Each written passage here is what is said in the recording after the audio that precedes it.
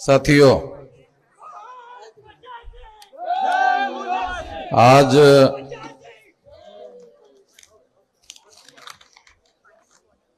ये पम्पलेट देगा ना।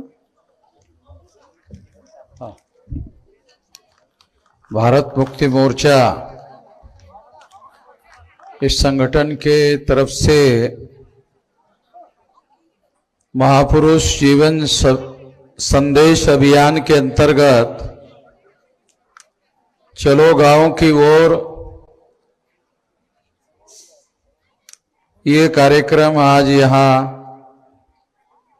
रामगांव रामेश्वर में चल रहा है, जो मेरा अपना गांव है। तो सबसे पहले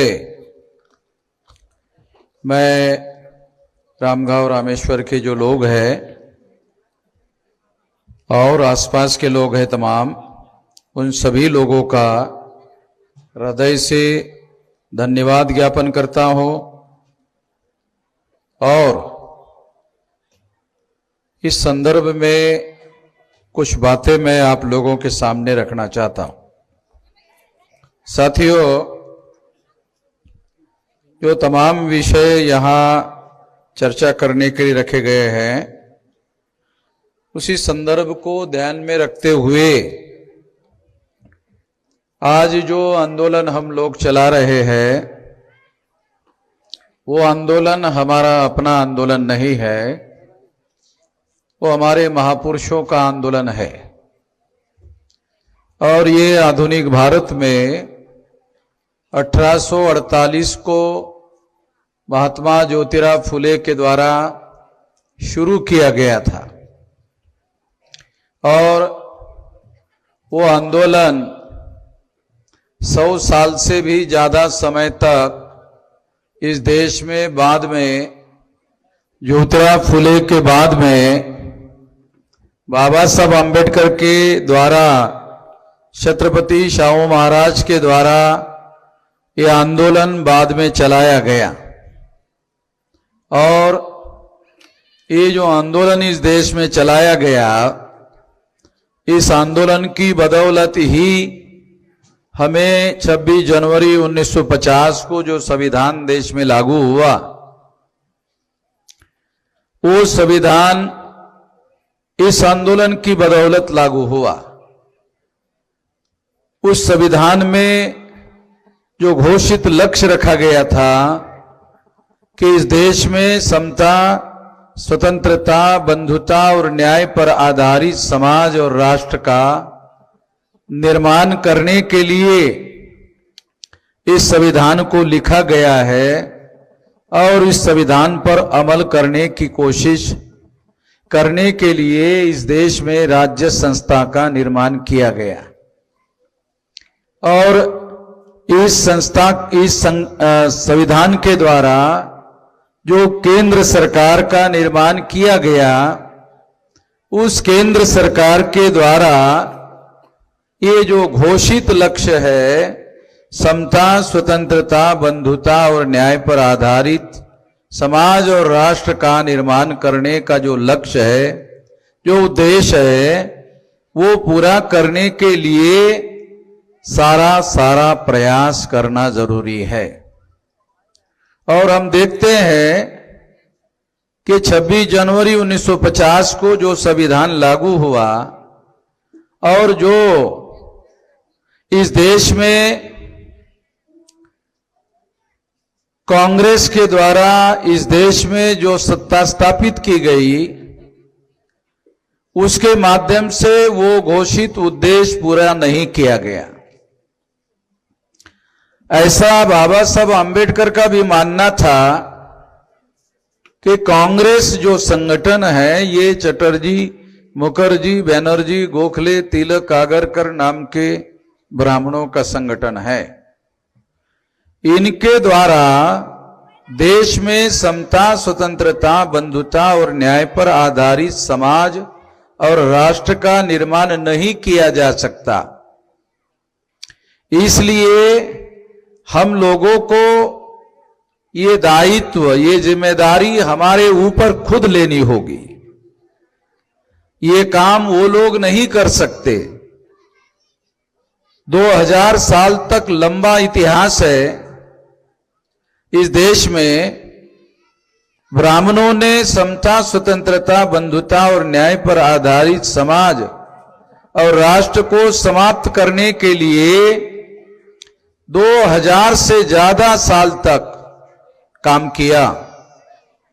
इसलिए चाहे ब्राह्मणों की कांग्रेस पार्टी हो, चाहे ब्राह्मणों की भारतीय जनता पार्टी हो, दोनों पार्टियों के द्वारा, चूंकि ये दोनों पार्टियां ब्राह्मणों के द्वारा स्थापित की हुई पार्टियां हैं और ब्राह्मणों का समता, स्वतंत्रता, बंधुता और न्याय पर आधारित समाज पर यकीन नहीं है, बराबरी पर यकीन नहीं है, इस देश के मूल निवासी बहुजनों के स्वतंत्रता पर यकीन नहीं है,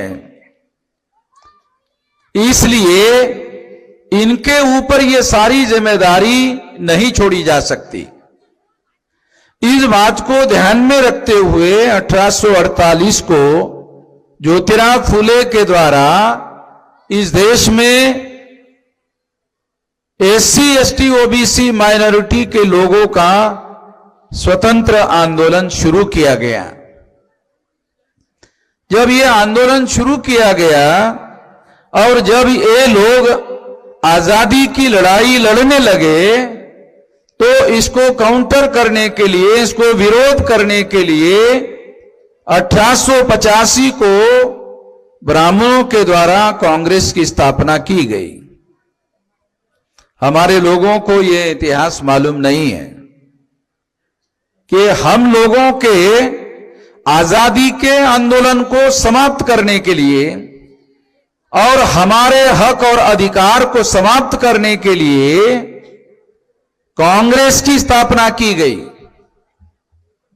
हमारे लोगों को पता नहीं है। कांग्रेस की स्थापना 3.5% ब्राह्मणों के द्वारा की गई। ब्राह्मणों की संख्या देश में 3.5% है। हमारे लोगों को पता नहीं है। ब्राह्मणों की संख्या, अभी ये रामगांव रामेश्वर है, एक बामन था, है अभी, वो भी चला गया। एक ही था, मैं जानता हूं, एक ही था, वो भी नहीं है, आया होगा। मतलब उसके लिए कोई जाती दुश्मनी नहीं है।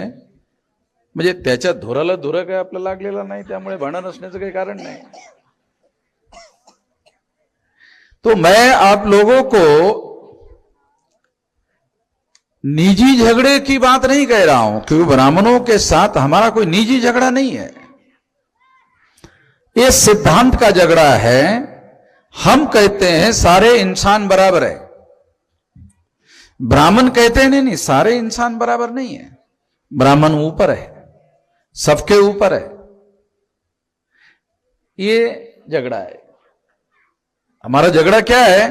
हमारा झगड़ा ये है, हम कहते हैं सारे इंसान बराबर है, ब्राह्मण कहते नहीं, सारे इंसान बराबर नहीं है, ब्राह्मण सबके ऊपर है। तो हम लोग ब्राह्मणों को सबसे ऊपर क्यों माने? इस देश में मुगल लोग विदेश से आए और विदेश से आकर इस देश को गुलाम बनाया। मुगल लोग, मैं मुसलमानों की बात नहीं कर रहा हूं, मैं मुगलों की बात कर रहा हूं। मुगल लोग विदेश से आए और इस देश को गुलाम बनाया। क्यों? ब्राह्मणों ने मूल निवासी बहुजन समाज के लोगों को 6000 से ज्यादा जातियों के टुकड़ों में बांटा। मैं आपको उदाहरण देकर के ये बात समझाना चाहता हूं कि अछूतों की कोई जाति है और बैकवर्ड क्लास की कोई जाति है। मान लो कुनबी, ये गांव में कुनबी जाति है, तेली जाति है, माली जाति है। मैं इसी का रहने वाला हूं तो मैं जानता हूं। अगर उसके लड़के की किसी शेड्यूल कास्ट के लड़की के साथ शादी हो जाए तो क्या जानवर पैदा होगा? इंसान ही पैदा होता है। मैं सबूत के तौर पर बता रहा हूं।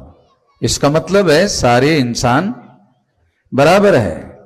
अगर मान लो कि शेड्यूल कास्ट के या शेड्यूल ट्राइब आदिवासी के किसी लड़के की किसी बैकवर्ड क्लास के लड़की के साथ शादी हो जाए, जानवर पैदा होगा? जानवर पैदा नहीं होगा, इंसान ही पैदा होगा। अगर इंसान ही पैदा होगा तो इसका मतलब है ये जातियां निरर्थक है। ये जो जातियां है और जाति के अंदर ही शादी करने का जो रिवाज है, ये हम लोगों को 6000 जाति के टुकड़ों में बांटने के लिए और 3.5% ब्राह्मणों का राज हमारे ऊपर थोपने के लिए बनाई गई। आप लोग यहां कुछ पढ़े लिखे हो सकते हैं, कुछ लोग अनपढ़ हो सकते हैं, तो कुछ बातें आपके समझ में नहीं आएगी। मगर जो बात मैं आप लोगों को बता रहा हूं, किसी भी जाति के व्यक्ति के साथ किसी भी जाति के व्यक्ति की लड़का लड़की की अगर शादी हो जाती है तो उससे इंसान ही पैदा होता है। ये बात तो अनपढ़ और पढ़े लिखे दोनों को समझ में आती है, इसमें ना समझने की बात है नहीं है। तो ये जो जातियां 6000 जाति के टुकड़ों में ये ब्राह्मणों ने हम लोगों को बांटा। ब्राह्मण लोग हम लोगों को अंग्रेजों को भारत से भगाने के लिए ये कहा करते थे कि अंग्रेजों ने हिंदू और मुसलमान ये 2 प्रकार का विभाजन किया। हिंदू और मुसलमान ये अंग्रेजों ने विभाजन किया।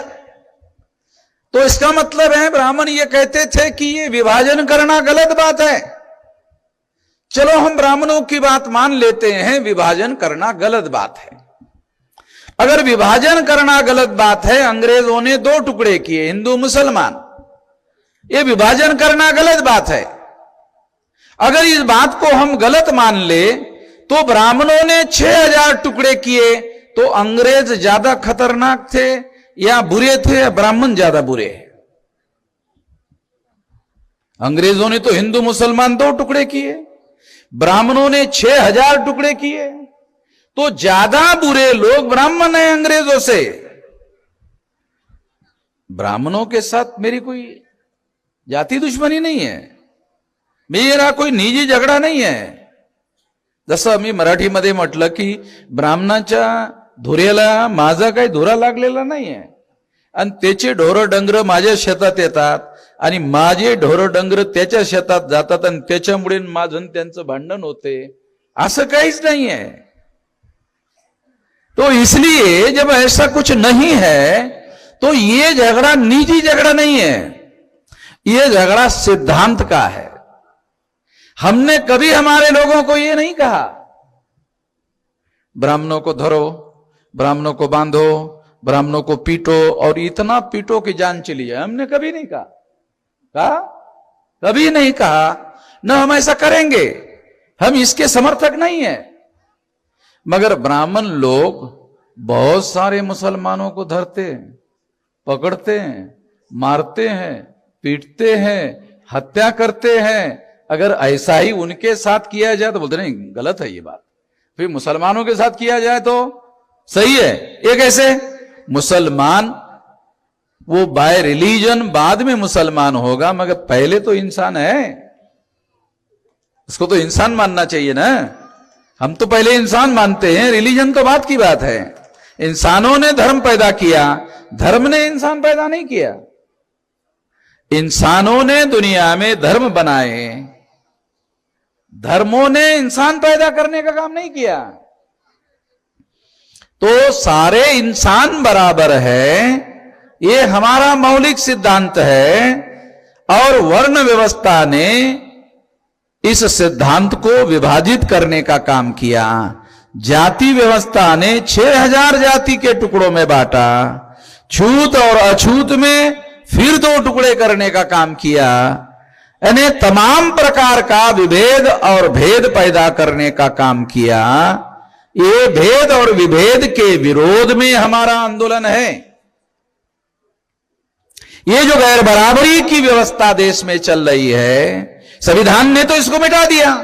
संविधान ने घोषित कर दिया सारे इंसान बराबर है, ऑल सिटीजन्स आर इक्वल। संविधान ने तो सारे नागरिकों को समान घोषित कर दिया बाबा साहब आंबेडकर ने संविधान में लिखकर।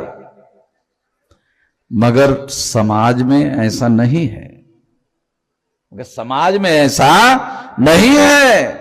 क्यों नहीं है? क्योंकि अभी भी ब्राह्मणों का वर्चस्व बना हुआ है। ब्राह्मणों की संख्या कितनी है? 3.5% है। अगर ब्राह्मण चुनाव लड़ ले तो क्या 3.5% वोट के आधार पर ब्राह्मण ग्राम पंचायत का सदस्य चुनकर आ सकता है? बिल्कुल नहीं आ सकता। जब वो ग्राम पंचायत का सदस्य ही चुनकर नहीं आ सकता तो ग्राम पंचायत का पंच सरपंच बनने का सवाल नहीं है। पंच नहीं बनेगा तो सरपंच भी नहीं बनेगा, और जो गांव का सरपंच नहीं बन सकता वो लोग छल और प्रपंच के आधार पर देश का प्रधानमंत्री नॉमिनेट कर रहे हैं। नरेंद्र मोदी को आरएसएस के द्वारा, भाजपा के द्वारा, बीजेपी के द्वारा प्रधानमंत्री बनाया गया है। ये नरेंद्र मोदी भाजपा का प्रधानमंत्री है। ये भाजपा के द्वारा, ब्राह्मणों के द्वारा नॉमिनेटेड है। अंग्रेजी का शब्द है नॉमिनेटेड, इसका हिंदी में ट्रांसलेशन होता है नामधारी। तो नरेंद्र मोदी नामधारी प्रधानमंत्री है, ये वास्तविक प्रधानमंत्री नहीं है। नरेंद्र मोदी प्रधानमंत्री है मगर वास्तविक सत्ता ब्राह्मणों के नियंत्रण में है। आप बोलेंगे इसका सबूत क्या है? नरेंद्र मोदी पिछड़े वर्ग का, ओबीसी का, तेली जाति का है। तेली जाति के बारे में ब्राह्मणों ने मनुस्मृति ग्रंथ लिखा। उस मनुस्मृति में लिखा कि अगर किसी ब्राह्मण ने तेली का मुख देख लिया तो उसका पूरा दिन खराब हो जाता है, उसको नहाना पड़ता है, नहाने के बाद ही उसका दिन ठीक हो जाता है। ऐसा ब्राह्मणों ने मनुस्मृति में लिख कर रखा है। उन्हीं ब्राह्मणों ने नरेंद्र मोदी को प्रधानमंत्री बनाया और अब वो डेली मुख देख रहे हैं उसका, नरेंद्र मोदी का डेली मुख देख रहे हैं ब्राह्मण लोग, मगर नहा रहे हैं कि नहीं नहा रहे हैं इसका पता नहीं चल रहा है। तो साथियों, मैं ये मजाक या विनोद करने के लिए नहीं बता रहा हूं, मैं ये बात समझाने के लिए बता रहा हूं कि यदि नरेंद्र मोदी पिछड़े वर्ग का है तो वो हमारे ही सामाजिक समूहों का है, मगर उसको पिछड़े वर्ग की गिनती करने का प्रधानमंत्री होने के बावजूद भी अधिकार नहीं है। नरेंद्र मोदी प्रधानमंत्री है मगर नरेंद्र मोदी पिछड़े वर्ग की भारत में गिनती नहीं कर सके। नीतीश कुमार बिहार के कुछ महीने के लिए मुख्यमंत्री बने थे लालू प्रसाद यादव के समर्थन में, तो वहां पर उन्होंने गिनती किया। लालू प्रसाद यादव और नीतीश कुमार, एक कुंभी जाति का, एक यादव जाति, दो लोगों ने मिलकर बिहार में सरकार बनाई और सरकार बनाकर वहां मुख्यमंत्री नीतीश कुमार को बनाया गया। तो वहां उन्होंने गिनती की तो पिछड़े वर्ग की गिनती पता चली 64% है। वही नीतीश कुमार अभी नरेंद्र मोदी के साथ है और देश में नरेंद्र मोदी प्रधानमंत्री है, मगर वो नीतीश कुमार नरेंद्र मोदी को नहीं कह रहे हैं कि जैसे मैंने बिहार में गिनती की तुम सारे देश भर में गिनती करो। कहने के लिए भी नहीं कह रहे हैं, करने की छोड़ो, कहने के लिए भी नहीं कर रहे हैं। तो ये सारा काम क्यों हो रहा है हम लोगों को समझना होगा। ये समझने के लिए मैं मौलिक उदाहरण आपको देना चाहता हूं कि कांग्रेस ब्राह्मणों का संगठन है। जब चुनाव होता है तो क्या होता है? देखो, चुनाव होता है तो क्या होता है? अभी कांग्रेस और बीजेपी और कांग्रेस, ये देश में चुनाव हो रहा है। कांग्रेस ब्राह्मणों का संगठन, बीजेपी ब्राह्मणों का संगठन। अगर मान लो बीजेपी की केंद्र से सत्ता चली गई, कांग्रेस की आ गई, तो क्या होगा? एक ब्राह्मण की जगह दूसरे ब्राह्मण की सरकार आएगी, यानी रामनारायण की सरकार चली जाएगी और सत्यनारायण की सरकार आ जाएगी।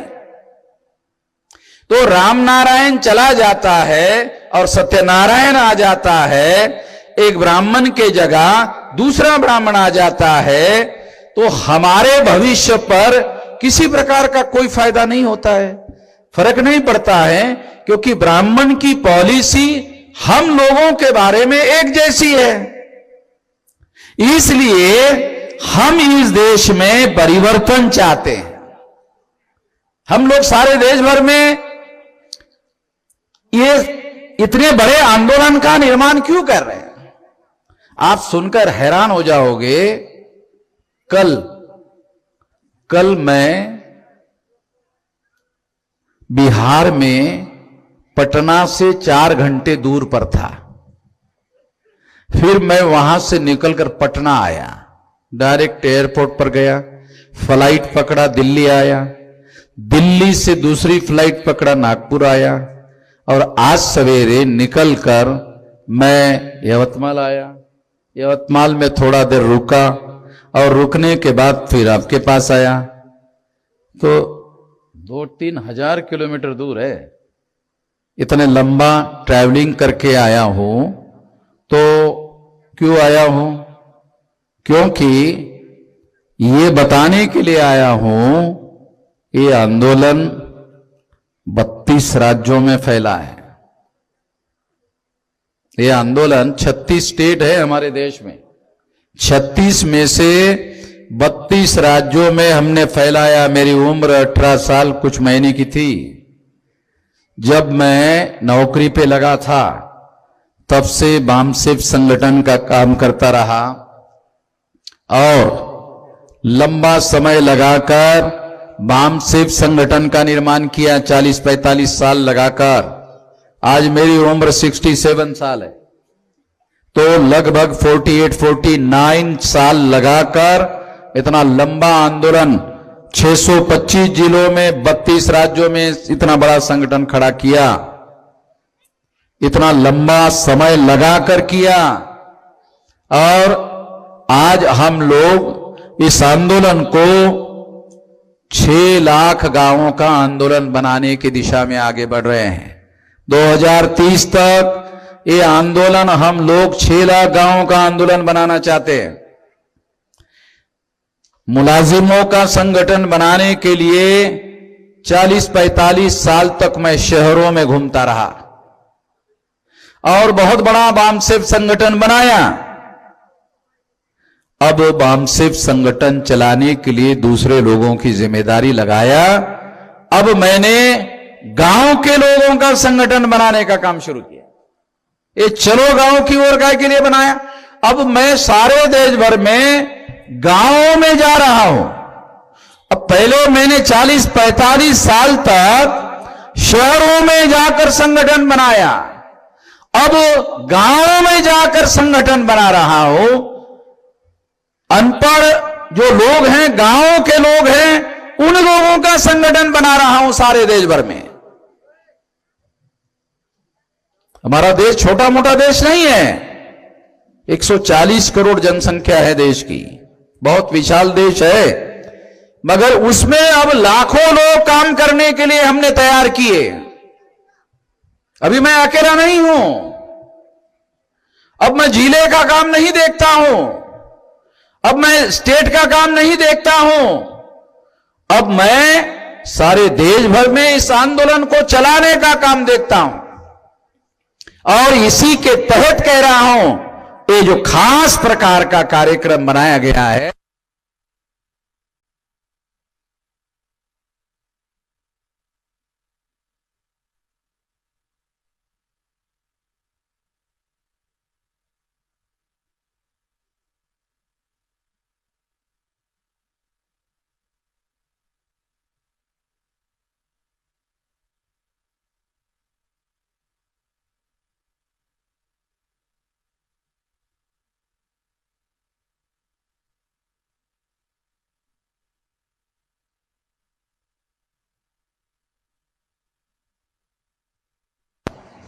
इसको कनेक्ट करो। हेलो, आ गया।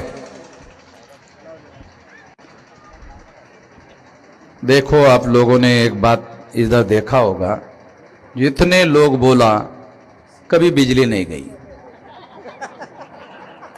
मैं सारे देश भर में मैं ये नोट करता हूं, जब मैं बोलने के लिए खड़ा हो जाता हूं और जब मौके की बात बोलने की कोशिश करता हूं, उसी समय बिजली चली जाती है। और बिजली बोर्ड में इंजीनियर होते हैं, उससे पंडित लोग होते हैं, ब्राह्मण होते हैं, उनको मालूम है वामन मेश्राम का गला दबाना संभव नहीं है, तो वो क्या करते हैं, बिजली का गला दबा देते हैं। मेरा गला नहीं दबा सकते, मेरा बोलना बंद नहीं कर सकते। मेरा बोलना बंद करना ब्राह्मण तो बहुत दूर की बात है, ब्रह्मदेव की भी क्षमता से बाहर है। मैं कोई छोटी मोटी लड़ाई नहीं लड़ रहा हूं और सारे देश भर में अकेला ही घूमता हूं। तो अकेला क्यों घूमता हूं? आप सब लोगों की ताकत मेरे साथ में है, इस वजह से घूमता रहता हूं। मुझे किसी प्रकार का डर नहीं लगता है। कुछ लोग पूछते रहे, आप अकेले घूमते, आपको डर नहीं लगता? ये डर का और मेरा कोई संबंध नहीं है। हम लोग जिस संकल्प के लिए, जिस मकसद के लिए लड़ रहे हैं, वो लड़ाई हमारे लिए सबसे ज्यादा महत्वपूर्ण है और इसी बात को लेकर सारे देश भर में हम ये लड़ाई लड़ रहे हैं। इसलिए मैं आपको जो बात समझाना चाहता हूं, वो बात आप लोग सबसे ज्यादा गहराई से समझना जरूरी है। वो ये है कि यहां हो सकता है रामगांव के आसपास हो सकता है 10, 20, 25, 50, 100 गांव के अंदर से लोग यहां आए हो, ऐसा हो सकता है, क्योंकि यहां के कार्यकर्ताओं ने मुझे बताया कि ये सारे गांव में हम लोगों ने गाड़ियां घुमाई हैं, तो हो सकता है लोग आए हो, दो चार लोग आए हो। तो मैं उन तमाम लोगों को ये कहना चाहता हूं कि अपने गांव में जाकर संगठन बनाओ, अपने गांव का संगठन बनाओ और कोशिश करो कि अगर आपके गांव में शेड्यूल कास्ट के लोग रहते हैं तो उन शेड्यूल कास्ट के लोगों को जगाओ और जोड़ो। अगर उस गांव में आदिवासी लोग रहते हैं तो उनको जगाओ और उनको जोड़ो। अगर उस गांव में पिछड़े वर्ग ओबीसी के लोग रहते हैं तो उनको जगाओ और जोड़ो। अगर उस गांव में माइनॉरिटी के लोग और खासतौर पर मुसलमान रहते हैं तो उनको जगाओ, उनको जोड़ो। और ये सारे लोगों को मिलाकर एक संगठन बनाओ। क्यों? क्योंकि अभी आपको ये उदाहरण देकर के समझाता हूं। 2019 में लोकसभा का चुनाव हुआ। इस चुनाव में नरेंद्र मोदी को, भाजपा को 37.7% वोट पड़े। 37.7%। हमारे लोगों के vote, SC, ST, OBC, minority के वोट 85% है, यानी 100 में 85 है। और नरेंद्र मोदी को, बीजेपी को 37.7% वोट पड़े, ज्यादा नहीं। इसका मतलब यह है कि हमारे बचे हुए वोट भी इससे और ज्यादा है। और इसलिए अगर हम एससी, एसटी, ओबीसी, माइनॉरिटी के लोगों का संगठन खड़ा करते हैं तो हमारे पास 85% लोगों का समर्थन होगा। और अगर सारे के सारे लोग हमारा समर्थन ना भी करें, अगर हमारा समर्थन 50% लोग भी करें, तो हम लोगों के संगठन को और चुनाव लड़ने वाले लोगों को 42.5% वोट पड़ेंगे। तो 37 पॉइंट वाले लोग टिकेंगे नहीं, वो चुनाव में नहीं टिक सकते। मगर मैं आप लोगों को चुनाव की बात, दूसरे नंबर की बात कह रहा हूं। ये चुनाव का मुद्दा दूसरे नंबर का है। हम इस देश में सबसे बड़ा आंदोलन, जन आंदोलन निर्माण करना चाहते हैं। ये बात हम लोगों को समझना होगा। देखो, इस देश पर मुगल लोगों ने राज किया, वो विदेशी थे, उनको जाना पड़ा। फिर मुगलों के बाद इस देश में अंग्रेज आए, अंग्रेजों को जाना पड़ा। क्यों जाना पड़ा? वो भी विदेशी थे। ब्राह्मण लोग यहां के रहने वाले नहीं हैं, मूल निवासी नहीं हैं।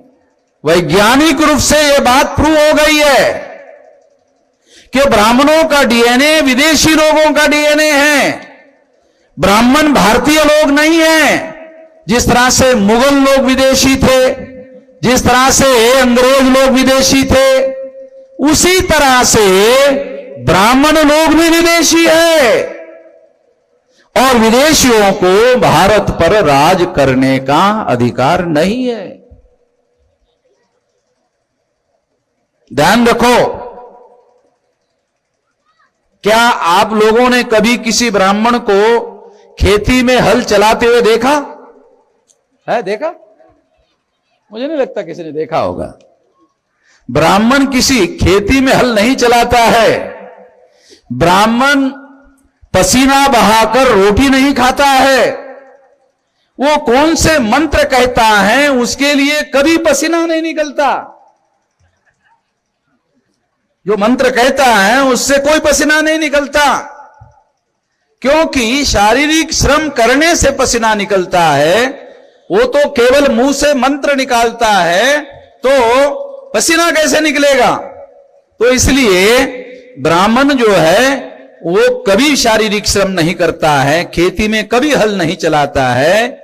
सारे देश भर में हम ही लोग खेती में हल चलाते हैं, फसल पैदा करते हैं, अन्न पैदा करते हैं और सारे देश और दुनिया को भोजन खिलाते हैं। हम ही लोग हैं। तो इसलिए ये बात मैं आप लोगों को बता रहा हूं कि यदि ब्राह्मण लोग भारत में मुगलों की तरह चले जाते हैं, ब्राह्मणों की तरह चले जाते हैं, तो भी हम लोगों को कोई समस्या नहीं है। क्यों? क्या समस्या आएगी? मतलब हमारे लड़का और लड़की की शादी लगाने के लिए किसी आदमी की जरूरत होगी, वो तो हम किसी नौजवान को वो लिखे हुए मंत्र पढ़वाएंगे और उसको बोलेंगे बोल दो, तो वो भी माइक में बोल देगा, शादी हो जाएगी। शादी क्या है? शादी का मतलब है एक लड़का और एक लड़की साथ में रह सकते हैं, शादी के बगैर नहीं रह सकते, शादी करके रह सकते हैं। उसको समाज की मान्यता चाहिए। अगर समाज उसको मान्यता देता है तो शादी है, समाज मान्यता नहीं देता है तो शादी नहीं है। तो समाज की मान्यता महत्वपूर्ण होती है। तो इसीलिए आप लड़की वाले के तरफ से, लड़के वालों के तरफ से दोनों लोग इकट्ठा होते हैं और शादी में दोनों फूल फेंक कर मारते हैं, दोनों की शादी हो जाती है। होता ना? मैं भी तो जाता हूं ना शादी में, मैं भी जानता हूं भाई। इतना ही है, समाज की मान्यता देना है और कुछ नहीं है। तो इस तरह से हम लोगों को यह ध्यान रखना होगा कि ये जो लड़ाई हम लोग सारे देश भर में लड़ रहे हैं, ये लड़ाई बराबरी की लड़ाई है, गैर बराबरी समाप्त करने की लड़ाई है। जाति के आधार पर जो ऊंच नीच ब्राह्मणों के द्वारा पैदा की गई है और 6000 जाति के टुकड़ों में इन लोगों ने हमें बांटा है, 6000 जाति के टुकड़ों में बांटा है। इसलिए 6000 जाति के लोगों को जगाना होगा। पहला काम क्या करना होगा आपको? यहां आप लोगों को मैं एक छोटा काम दे करके भेजना चाहता हूं अपने घर में। छोटा काम कि जब आप अपने घर में वापस जाओगे तो जो भी आपके गांव में जगा हुआ नहीं है उसको जगाओ, अपने हक और अधिकार के बारे में जगाओ। पहले ये अधिकार संविधान में हमें नहीं था, ब्राह्मणों के मनुस्मृति में नहीं था। बाबा साहब आंबेडकर ने संविधान लागू हुआ, अधिकार मिल गया, अभी हमारे पास अधिकार है। आप लोग अपने गांव के जो जगे हुए नहीं है उसको जगा सकते, जगाओ। एक काम करो, जगाओ। जगाने के बाद क्या करो? फिर जोड़ो। पहले जगाओ फिर उसके बाद जोड़ो। केवल जगाने से काम नहीं चलेगा, जगाने के बाद जोड़ने का काम करना होगा और फिर जोड़ने के बाद शक्ति का निर्माण होगा। जोड़ने से कुछ भी नहीं होगा, नहीं होगा। क्या होगा? शक्ति का निर्माण होगा। और शक्ति का निर्माण होने के बाद शक्ति का उपयोग और प्रयोग करके परिवर्तन करना होगा। परिवर्तन अपने आप नहीं होगा। जो लोग हजारों सालों से हमारे सर पर बैठे हुए हैं, अगर उनके पास जाओ और बोलो पंडित जी बहुत हो गया, अभी हमारा अनुरोध है, हमारा रिक्वेस्ट है, हमारी विनती है, अब ये खत्म करो, तो वो मानेगा ही नहीं। अगर आप ब्राह्मणों को विनती करोगे वो मानेगा ही नहीं। वो तो नहीं मानेगा तो दूसरा रास्ता ढूंढना पड़ेगा। दूसरा रास्ता क्या है? हमें अपनी संगठित शक्ति निर्माण करनी होगी और संगठित शक्ति के बल पर एक परिवर्तन करने का काम करना होगा। जो लोग स्वेच्छा से स्वीकार नहीं करते, जो बदलने के लिए तैयार नहीं होते हैं, उनको संगठित शक्ति के बल पर बदलना पड़ता है, ताकत के बल पर बदलना पड़ता है। अगर नरेंद्र मोदी को हटाना है तो भारत की प्रजा को इकट्ठा होकर बदलना पड़ेगा। अपने आप नरेंद्र मोदी हटने वाले नहीं है, उसको बदलना पड़ेगा। बदलने के बाद परिवर्तन होगा और फिर दूसरा कोई आदमी प्रधानमंत्री आएगा। जरूरी थोड़ी है कि बीजेपी का जाएगा तो कांग्रेस का ही आना चाहिए, कांग्रेस का जाएगा तो बीजेपी का ही आना चाहिए, जरूरी नहीं है। इसलिए हम लोगों ने प्लान बनाया कि एक ब्राह्मण जाता है, दूसरा ब्राह्मण आता है तो परिवर्तन नहीं होगा। हमें परिवर्तन चाहिए।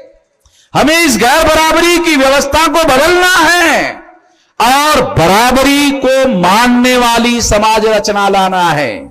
समता, स्वतंत्रता, बंधुता और न्याय पर आधारित समाज और राष्ट्र का निर्माण करना है। ये लक्ष्य बाबा साहब अम्बेडकर ने भारत के संविधान में लिखकर रखा है। ये उद्देश्य भारत के संविधान में लिखकर रखा हुआ है। ये काम पूरा करने का काम ब्राह्मण नहीं कर सकते, कांग्रेस का ब्राह्मण नहीं कर सकता, बीजेपी का ब्राह्मण नहीं कर सकता। इसलिए हमारा संगठन होना चाहिए, हमारी संगठित शक्ति होनी चाहिए और हमारे संगठित शक्ति के बल पर हम ये बदलाव करने का काम कर सकते हैं। इसलिए सारे देश भर में ये संगठित शक्ति निर्माण करने के काम में लगा हुआ। 18 साल कुछ महीने की मेरी उम्र थी, अभी 67 साल है।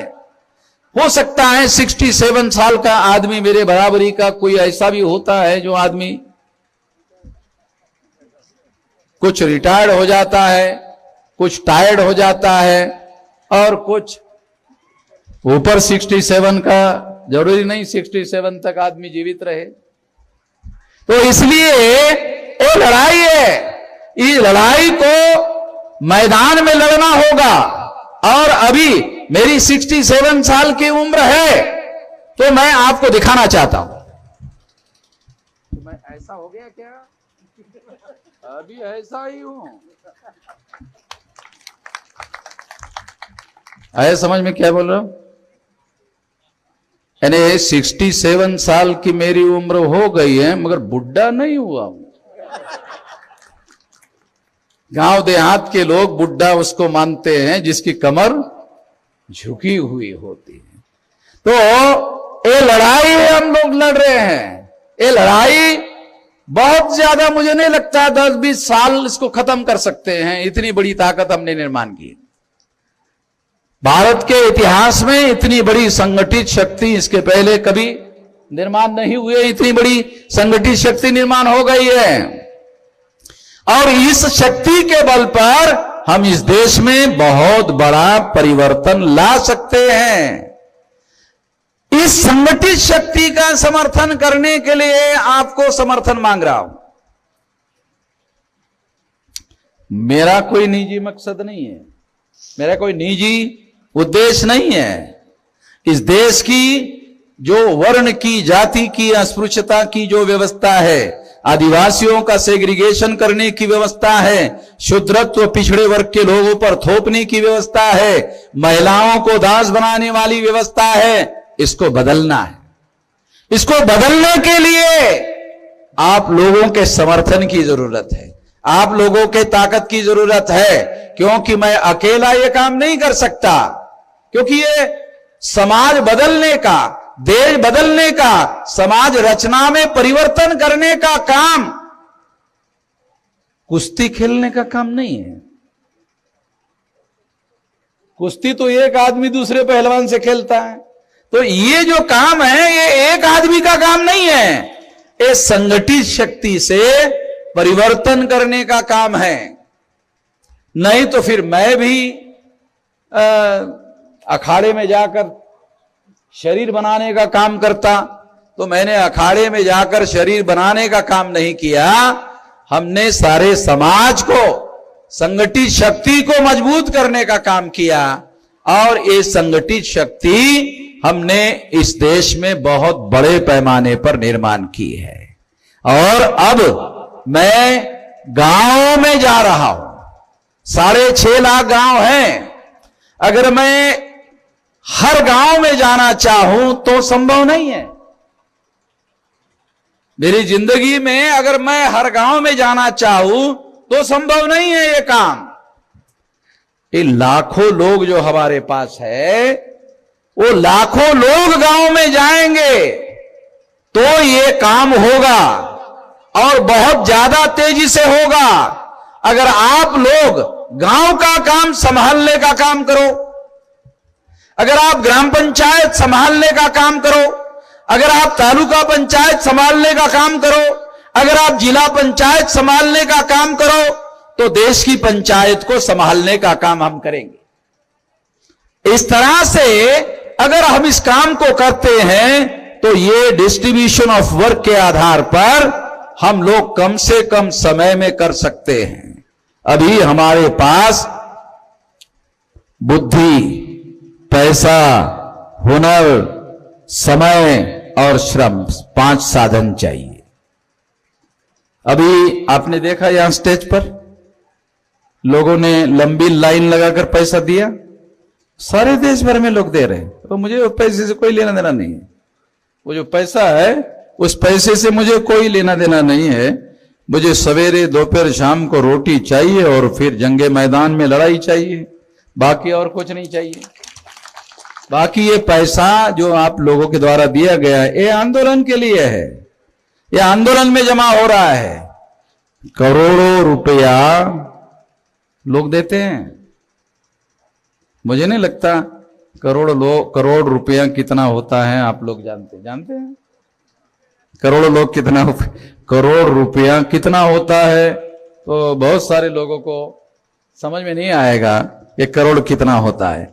कई करोड़ रुपया लोग मुझे देते हैं। वो करोड़ रुपया सारे देश भर में आंदोलन पर खर्चा होता है, और इस वजह से सारे देश के लोग देते हैं, और ये आंदोलन सारे देश भर में फैल रहा है। और इस वजह से अब ये बहुत ज्यादा समय नहीं, 2030 तक 6 लाख गांव का संगठन हो जाएगा। 30 तक। अगर कोई बुढ़ा आदमी है तो भी मरेगा नहीं। अगर उसने मेरा सुन लिया कि 30 तक होने वाला है तो बोलेगा मैं भी जी लेता हूं, मैं ही देख लेता हूं, तो मरेगा नहीं। मगर उसको सुनना चाहिए, मेरी बात अगर सुन लिया वो मरेगा नहीं, गारंटी से बोल देता हूं, मरेगा नहीं। साथियों, ये लड़ाई है। इस लड़ाई में मैं आखिरी बात कहकर अपनी बात समाप्त करना चाहता हूं कि इस लड़ाई में लड़ने के लिए बुद्धि, पैसा, हुनर, समय और श्रम देने वाले लोग चाहिए। और कुछ नौजवानों को इस तरह का काम करने के लिए जिंदगी लगानी चाहिए। अगर हम ऐसा करते हैं, कुछ नौजवान ऐसा करते हैं, अगर एक गांव में एक नौजवान भी ऐसा करता है तो ये बहुत कम समय में हो जाएगा, बहुत कम समय में ये मकसद पूरा हो जाएगा। ऐसा करने के लिए आप साथ सहयोग करोगे, इस आशा और विश्वास के साथ आपने मेरी बात ध्यान से सुनी, इसके लिए आभार, धन्यवाद। मैं बहुत ज्यादा बात इसलिए नहीं करना चाहता हूं क्योंकि जितना मैंने कहा उतना हजम होना चाहिए। जितना मैंने कहा उतना हजम होना चाहिए। हजम होगा तो खून बनेगा, और खून बनेगा तो ताकत बनेगी, और परिवर्तन के लिए ताकत चाहिए, शक्ति चाहिए। इसलिए मैं आपको अनुरोध करता हूं, आप समर्थन दे दें। जिस तरह से मेरे डेली कार्यक्रम चल रहे हैं, मुझे रात में गाड़ी पकड़नी है, पुणे जाना, तो यहां से जाऊंगा तो गाड़ी पकड़ूंगा, तो इसलिए धन्यवाद।